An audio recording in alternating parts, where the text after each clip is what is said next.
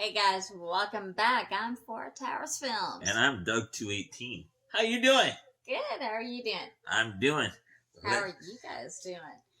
We are recapping Survivor Winners at War. It's season number 40, and it is now the finale. And what's different about this finale is, you know how you normally get a 2-hour episode and then an hour reunion. Well, there really wasn't a reunion show because, as you know, because of the pandemic, everything is pretty much shut down. So what was funny is when the show first started, you had Jeff at home.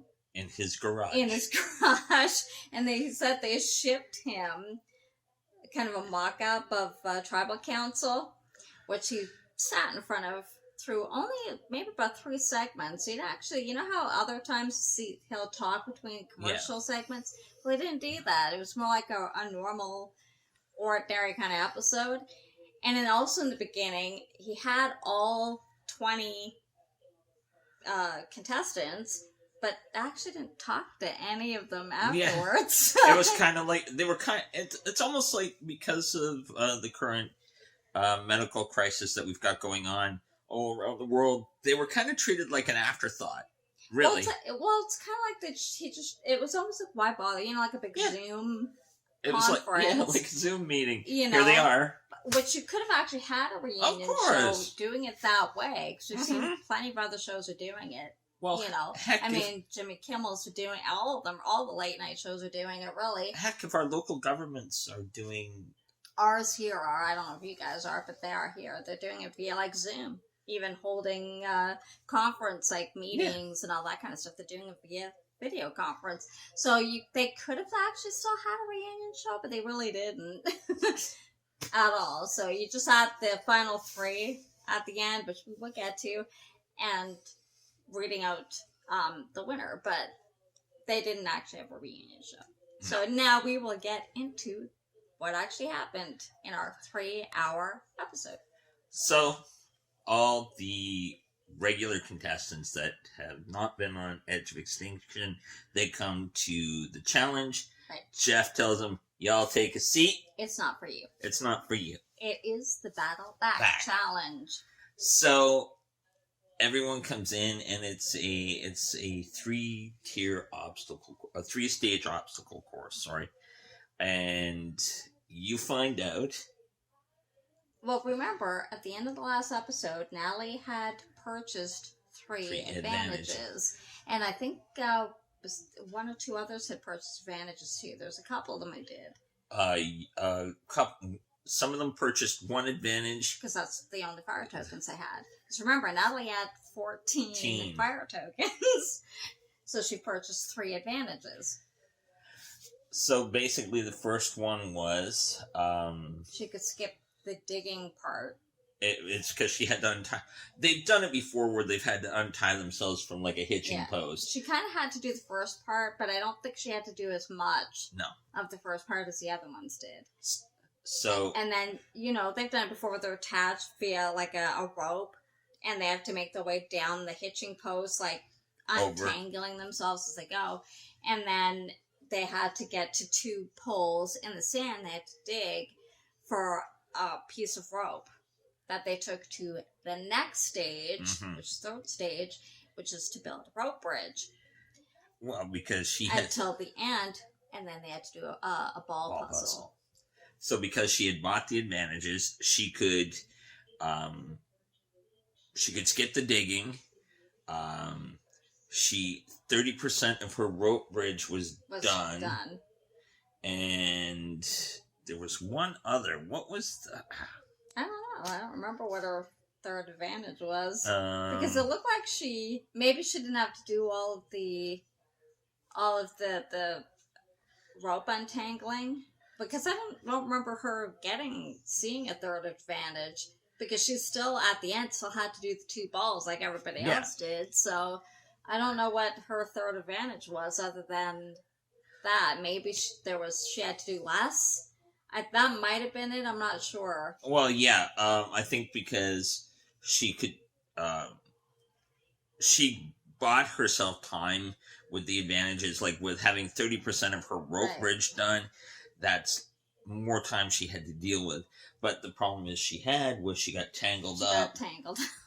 you know, and Yule jumped out to an early lead. Yeah, he did. Yeah. And like, well, this dude's long and lanky and just like a jungle cat. He moved, and but ultimately it came down to. Well, it was pretty close because in the end, at the fall puzzle challenge, it kind of came down to Wendell and Natalie. Yeah. And like within one ball difference. Yeah. And it actually ended up being Natalie who battled her way back into the game. So those 3 advantages paid off. And I thought, this is my view, but I thought Tony was gonna just absolutely have a fit.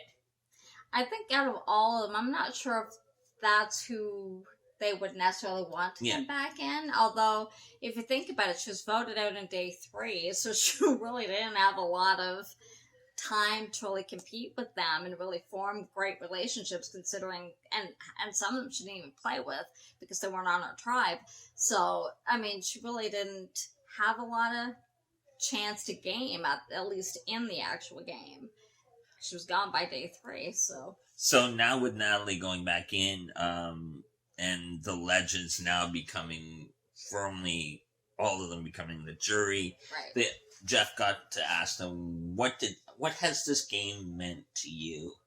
And everyone really shared, like, powerful moments for them. And Rob and Amber both made very sweet dedications to each other. Well, that's how they met. Yeah. Survivor.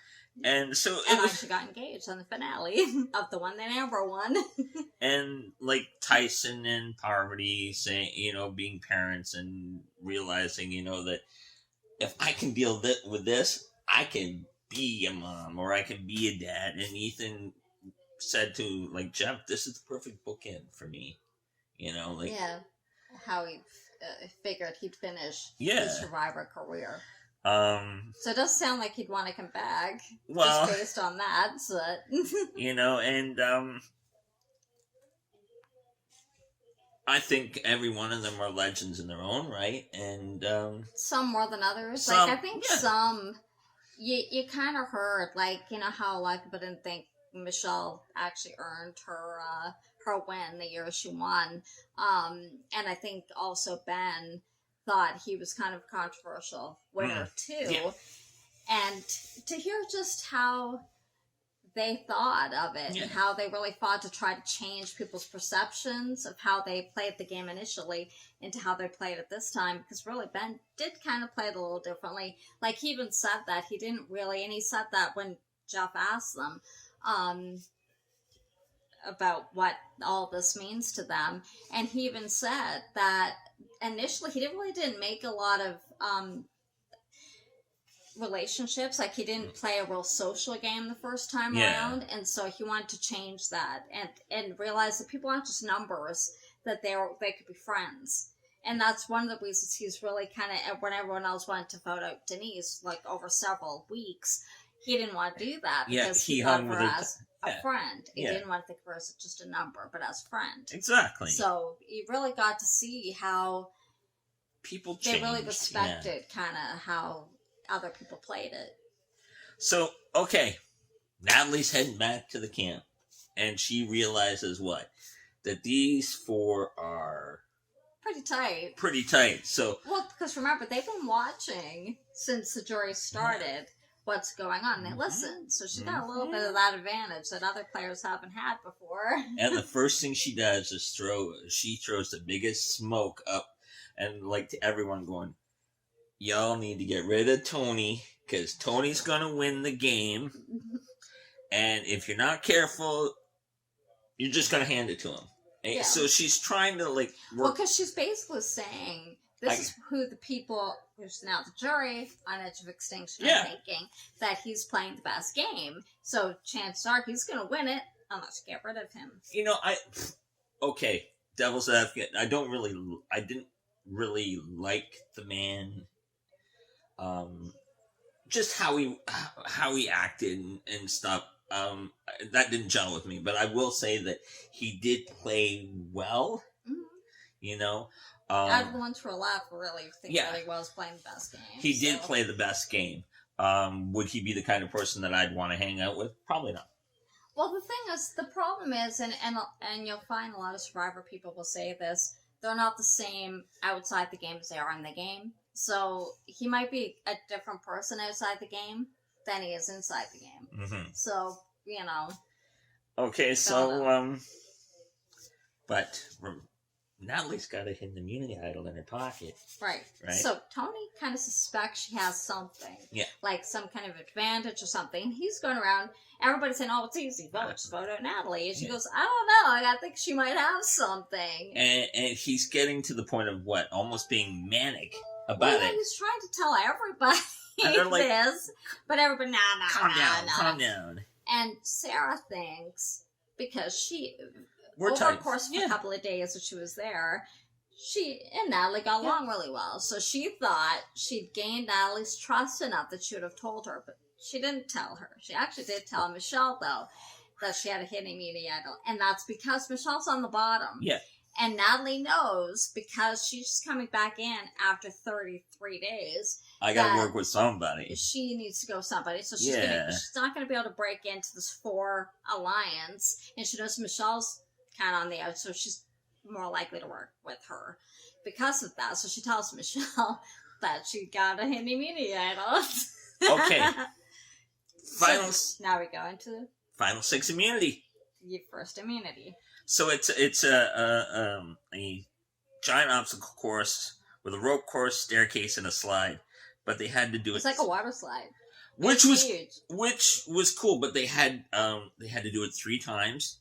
And so if you did it one way, like say you did the step bridge, you couldn't do that the second time or whatever. You had to do both.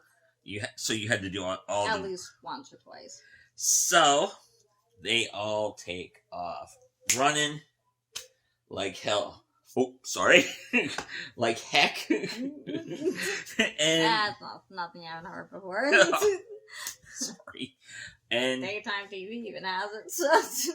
And Ben completes the first cycle, and you gotta think it's hot. It's you're nutrient deficient. That's a big old staircase you're running up, you know, and so it goes like Ben, then Tony, Natalie, and Sarah. Michelle, kind of dragging behind. And eventually everybody catches up, right? And it's puzzle time. It's puzzle time. It's a puzzle they've done before in Michelle's season. Yes, and she wanted that season. So, remember, she's last to get there, and everybody's struggling. Yes. It's like there are these like little pillars that they have all different heights.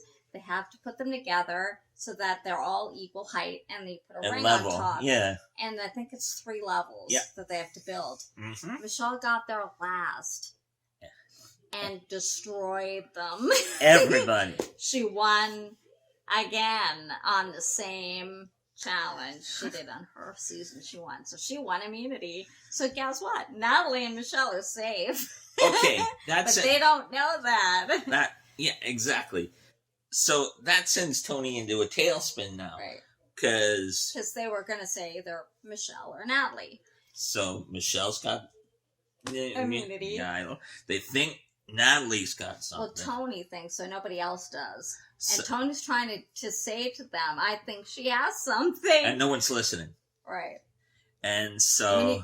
he's thinking we need to come up with a backup plan here. You know, but they're like, nah, she don't have anything. So... we march off to Tribal, and I loved it.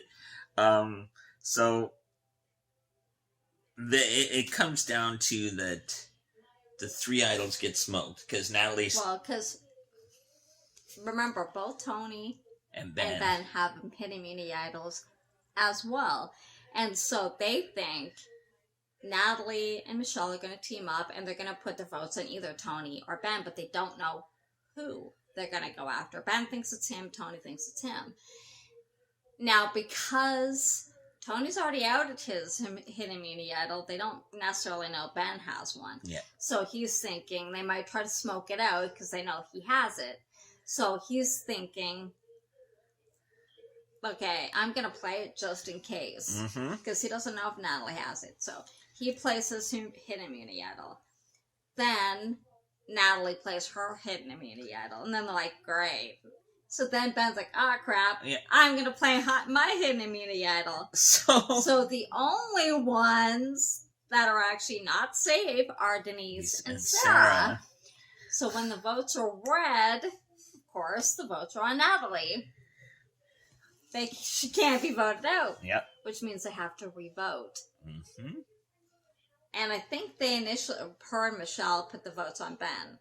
But of course, because they knew Tony had a hidden immunity. Yeah, because it went 4 votes Natalie, 2 votes Ben. So. But he had a hidden immunity idol.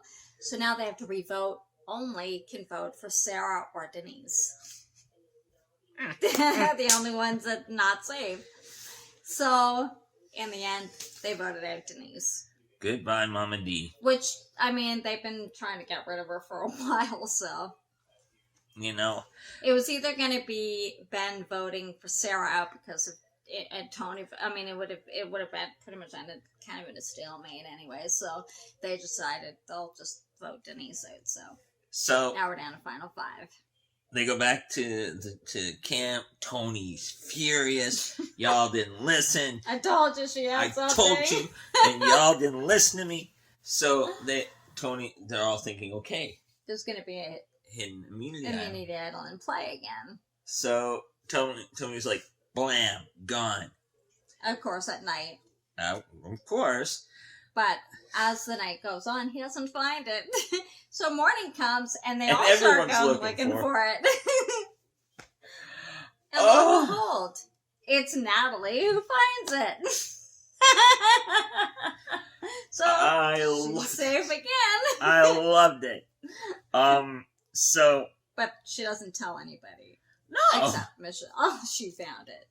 You know, so again, it's Natalie, she's got herself covered. So we get to the final 5 immunity. But Tony kind of assumes one of them found it because he couldn't find it anywhere. Yeah. And so he assumes either Michelle or Natalie has found it. But he doesn't know who found it. And so at one point... Oh, yeah, he kind of convinces Sarah to go and, talk to them, find out. Because he's kind of somewhat tight with Natalie. So he goes in his little hidey hole up the tree by the water, where they got the water, and Sarah's talking to her, and who are you going to vote for, what are you going to do, blah, blah, blah. So Natalie's got it hidden in her buff. Her buff and her wrist, and Sarah knows there's a bulge there. Not the best place to hide it. Not that it really matters, it's the last time you can use it anyway. Yeah. But, and so Natalie shows it to her, because really what's the point of not showing her, right? So she shows her that, yes, she did find it, so she's safe again. So they're actually thinking, would she use it for herself, or would she use it for Michelle? And most people think, she'll probably use it for herself. I mean, you don't come this far. You don't stay on edge of extinction for 30 days and not save yourself. Of course. Come on, So we go to the next immunity challenge. And it's a obstacle. Again, it's an obstacle course. It begins in the water and it finishes with a sandbag toss. So Natalie and Ben are off to an early lead. Of course. Natalie's a really strong swimmer. Oh gosh, she was like, so Ben. Yeah, they both were like. You're like neck and neck. Neck and neck, exactly. She hit the beach first, and then Ben was like right behind her. And eventually Tony and Sarah caught up, as did Michelle, bringing up the rear again. Yeah. And it was Ben, they had to toss the sandbags onto a platform, and they had to stay. Ben hit it. It came down to Tony and Ben. And Tony won it. Tony won the last. That immunity. So... One more. And of course, they're like, crap, we can't vote him out again. So, the girls are thinking, what? We gotta pull in Sarah. Well, because you're thinking that's really their only play. I mean, they're either going to go after, they're thinking the three of them, Ben, Tony, and Sarah, are going to obviously pick the obvious Michelle.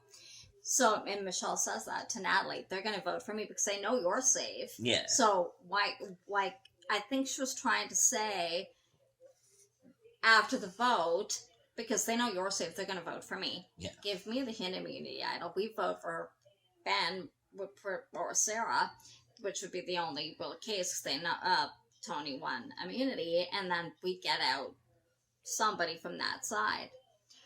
So, but they actually talked to Sarah and said, most people are thinking you're playing Tony's game and not that you're equal partners kind of thing. Yeah. And now this is kind of a running thing with most competition games, like both Big Brother and Survivor. If you've got a male-female team, most of the other players think the male is the one making all the decisions, the female is following what they're doing. That's not always the case. No. We've seen several times Yeah. that is not the case. And in this case, they do tend to talk and work things out together. But the problem is a lot of people don't see that. So Yeah. they didn't, they're trying to convince Sarah that, you know what, they're going to think you just followed along to whatever Tony wanted you to do. So you have to make your own move here. If you want to have any chance of winning this game, you're going to have to try to cut him loose, or you're going to have to do something on your own. So they're trying to get her to vote out Ben. So it was in a really interesting kind of conversation. Ben and Sarah had almost an identical conversation. And Ben more or less gave her permission if she thought that was better for her game, he'd say for her to vote him out and go with the girls. And I remember saying to you, it's like he's literally giving her the bullets for the gun. Yeah. He's saying it's okay. I'm happy with what's happened. Which is interesting because he had a strong case and could potentially have beaten Tony or Sarah in the end, really, because he is pretty good at challenges and he's strategic and stuff. So and I find it interesting that he would hand it to her just so that she could have some kind of a resume, But I mean, that's like he said earlier. That's kind of how we wanted to play this game, because they're friends instead of just numbers. Yeah. So Sarah was having like a dilemma. What should she do? And kind of how it was edited, you didn't really know, like, how, like, well, I don't know if she knew really when they were talking at that point what she was going to do. You could see she was kind of conflicted over it, and so it did come down that she did go with the girls. And they actually voted out Ben, so... Tony's jaw hit the floor. His head just ratcheted around, like... Well, I think he was surprised. Actually, I think Michelle was surprised, too, but I think... he understood it because, it's a strong alliance. It's been strong for a long time, but only one person wins this game. So you have to kind of, and she knows she's not going to turn against Tony because that's like her ride or die. Yeah. And was the first time they played. So Ben would have to be the one that they cut. And he knew that. So he knew if it came down to three of them, they're both going to cut him loose before they're going to cut each other loose anyway. Exactly. So I think he thought, unless I win kind of the final, which he could have, they're probably going to cut me loose anyway, but, I think he was okay with what he decided to do. So we are now down to the final four. And it's the final immunity. The final immunity. And it's what I actually like. They do it. A variation of it almost every time. And it's a ball challenge where the castaways have their hand behind their back. They have to feed a ball and track it. It comes out on the left, on the right. Down this like metal thing, and it spins, and it'll change slides. And at given intervals, Jeff will say, "Add another ball," until there's about 5 balls in play. And I think they've only gotten to 5 once before this. They might have. It's pretty difficult for them to get to 5. It's very fast paced by that time, and not many make it there. So Jeff dropped some stats on these guys. Well, what's interesting is he said almost every time, if not every time this has been played, the one who wins immunity on this one has won the game. So, bless you. Thank you. It's really kind of interesting that. Well, yeah, that is an interesting point, and it's also that like Michelle won her first immunity challenge in her winning season, and went on to win. And went on to win. Won the last immunity and went on to win. Well, they all got to this. That's not the norm, really, out of so many winners. So they all get going. They get up to 3 balls. And I think Tony dropped. Tony took his eye off the prize. So it's down to the girls. So Sarah, Michelle, and Natalie. I think it was at 4 balls. Sarah dropped, and it came down to Michelle and Natalie. And ultimately, Natalie won the final immunity challenge. Although it looked like for a while Sarah was a lot more steady than Natalie was, but Natalie ended up winning it. Okay, so basically Natalie's secured her spot in the final 3. Now she's going to have to decide who she's going to take with her. And who she sends to make fire. Right. And she decided on Michelle to take with her. Although Michelle was doing very well making fire. Yeah, she was very quick. Just click, click, click. You know. And so... But she sent Sarah and Tony to make fire. And it's funny because Tony was having trouble because they were practicing. Yeah. And he was having a lot of trouble making fire. And Sarah wasn't doing too bad, although Michelle was doing better. Was faster at getting it and building it up. But because she practiced too just in case. And but Sarah looked like she was doing pretty well, like better than Tony was. So then when they went, and basically they said if it was going to come down to fire making, that's who they wanted to compete against, was each other, not somebody else. Yeah. Like they wanted that person to take them out or vice versa kind of thing. So they got their wish. So it was like neck and neck. Oh my God. Time. Like for a minute there, it looked like Sarah, and then her fire would die, and then it looked like Tony, then his fire would die, and it was just like neck and neck, and they both had actually pretty good fires going, but ultimately, Tony's the one who moved on to the final 3, so Sarah got eliminated. So we got the usual Final Tribal Council. Well, they had their breakfast that they get. Yeah. They get the celebratory breakfast. One thing they haven't done this in a couple of years. If you guys remember this, they always did the honor of the fallen ones. They honored the fallen ones. They haven't done that in a couple of years, where they go and they'll pay homage. Like they'll get the fire torch that gets snuffed out, and they bring it with them, or some kind of homage that they do for the players that are not in the game anymore, but they haven't done that in a couple years. So they had their breakfast, and then it's pretty much skipped to that night, the final tribal council, where they got to basically defend why they should be the one to win it, and the jury got to ask some questions. Not a lot of them asked questions. It was just a handful of them. Sarah just sat there looking ticked off and frozen. Well, it was raining. It was really hard. And apparently Sophie had been sick. So she actually missed the previous tribal council because she was sick. She didn't look that good then either. So I just wonder what she was sick from at the time, because this was filmed a long time before the pandemic hit. So it probably wasn't that. But I think... unlike older formats, now they've changed it to more of a conversation, so anybody can kind of jump in. Yeah. Like, they might have a question, but then anybody can jump in and ask a question or a follow-up or whatever. It's more of a conversation that they have now than it used to be. So... with the final tribe.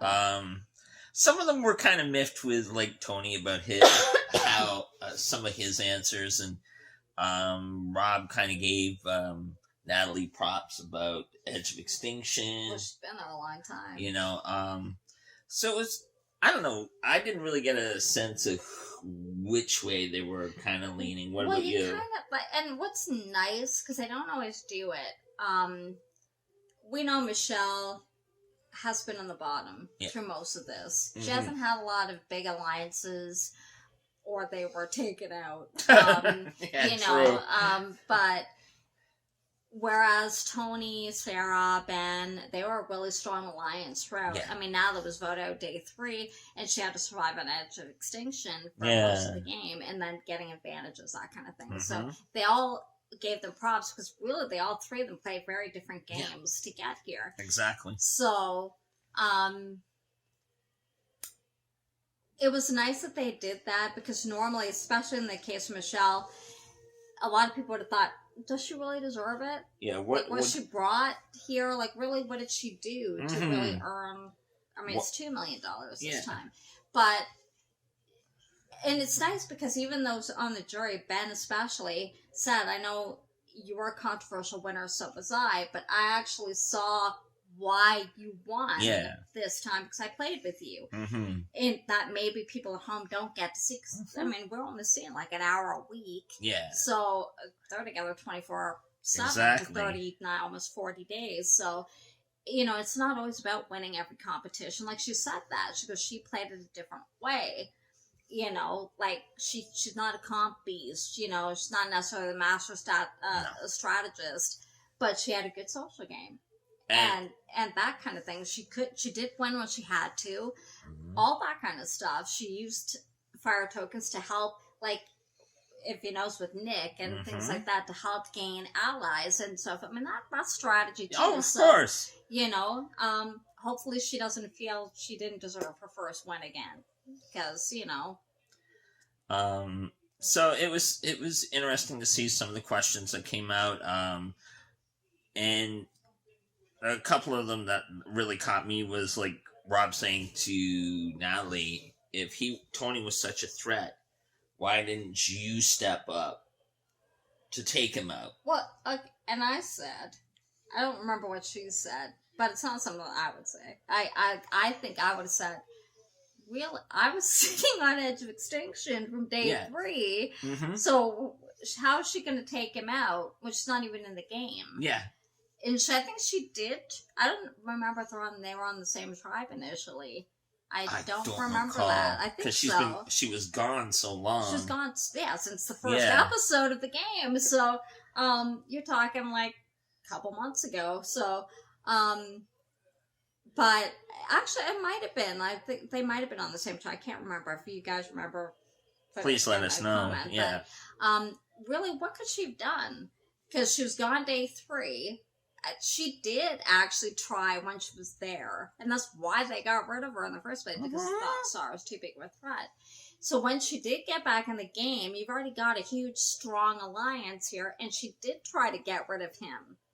But you needed to convince at least 3 other people, and 2 of them were his alliance members, or 4 other people, because Denise was there at the time, and they weren't going to turn on him.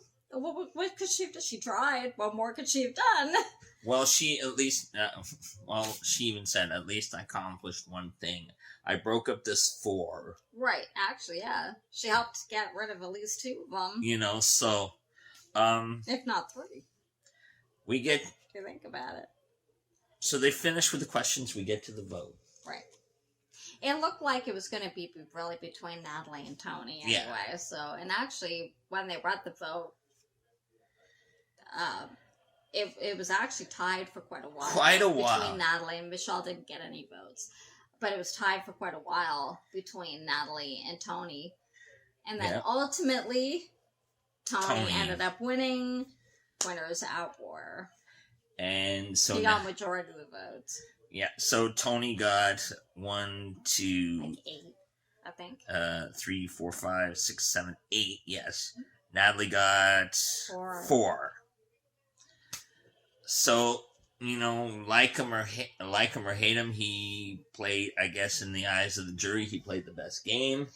I mean, I'll give him. He did play well. I mean, out of the ones that were left, when we talked about this, Yes. we thought, not to say that I don't like Michelle. I like Michelle, and she played her style of game.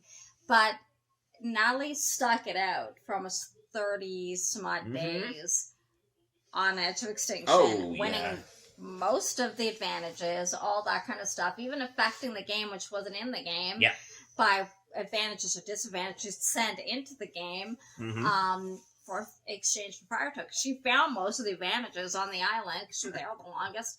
Well and then done. also found another hidden immunity idol, was able to get rid of 2 of the stronger members of that, what was left of that alliance, and, you know, all, like, actually 3 of them, Sarah too, but, you know, like, so I think she could have won. She did play a good game.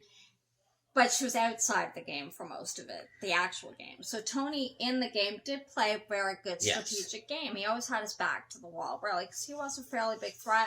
He put a lot of people in front of him, which is what he did the last time as shields, and it worked this time, too. But also because I think he realized he had to change his game. Everyone... He did somewhat, He did enough to a point that it kind of kept people off balance. He adapted well. He did adapt well. So for a player that had been in the game from day one, he, like you said, he did very well. I think if the situations were reversed and Natalie hadn't been able to remain in the game, personally myself, I think the outcome would have been different. I think maybe Natalie might have won. That's my personal opinion. What about you? I don't know. It really depends on who came to the end with her. Yeah. I mean, she played a good game. I mean, she was a comp beast. She didn't win everything. She didn't do that many immunity challenges, but she did find a lot of advantages and stuff. So it's almost the same. It's like they're playing parallel games. She was outside the game, but affecting the game in her own way. Exactly. And who's in the game, also affecting the game of who stayed, who left. Because the advantages and the disadvantages she gave into the game did affect other people's games directly and actually led to some getting voted out. So, you know, it's very hard to who played the better games. They both did. She couldn't play a social game because she wasn't in the game. No. Like, she was on Edge of Extinction. And they weren't going to play with all of them. Only one would get back in. So it didn't really matter. And she got along with them. But, you know, it's not the same as strategizing with people who are still in the game. Exactly. So I guess either one, Tony did deserve his win. Yeah. He's the only other two-time winner now, aside from Sandra. So we now have a king and a queen.